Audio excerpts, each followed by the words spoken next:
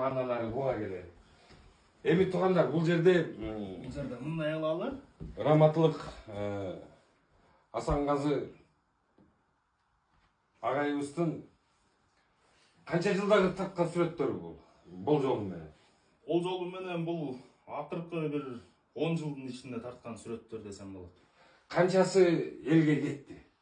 Элге кеткендерден аябай көп бар. Мен билбеген сүрөттөр бар. Сен билгенден канча?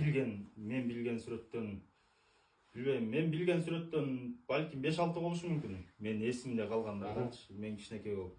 Мен билбеген сүрөттөрдөн көп. Көп эле? Бул Семетейдин жүрөгү деген сүрөт мисалы. Семетейдин убагын ала турган болсок, ички саясат көбүнчө тышкы саясат эмес, ички саясат аябай күч алып кеткен. Бул жакта ошол нерсени чагылдырган. Семетейдин жүрөгү мына жерде жатат. Бул төөнүкүндөй болгон жүрөк, жөн эмес, төөдөй болгон жүрөк болот. Ошончо оор, ошончо салмактын баарын көтөргөн. Анткени досу кырчоронун ичинен бирөө каршы чыкты. Ошол эле убакта койнунда жаткан чачкеге каршы чыкты. Анан ошондой ич ара нерсени өзүнүн кандай десем, жакындарынын баары каршы чыкканын көтөрө албай, Семетей өзү жүрөгү жок, кайып болуп атат да. Кайып болгон кези. Бул жакта өзүңөр көрсөңөр керек, баягы кийимдер. Кийим дегенде баягы белгисиз. Ошол эле убакта кийимди ким кийет? Кийимди киши кийет. Иштен чыккан нерселер болуп атат да.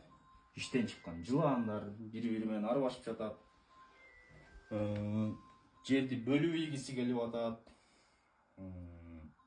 Бул жакта мына төмөн түшүп атат. Жүрөгүн тилип атат. Бир детальдардагы көп роль ойнойт.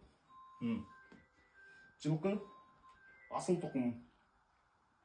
Ошону ар жакта кып-кызыл болгон бука, зөөкүр сүзүп атат. Демек, акты баягы кара басып атат деген нерсеге келип атат да. Андан кийинки сүрөт бул улуу көч, же кыргыз көчү деп аталат. Бул жактан эмнени көрүп атсаңар баягы неме кала. Мындай кылайлы деп атабыз туугандар. Бу жерде өтө көп экспозициялар бар экен. Мына сүрөттөрдү көрүп атасыңар. Эми ар бирөөнү талдап отурсак,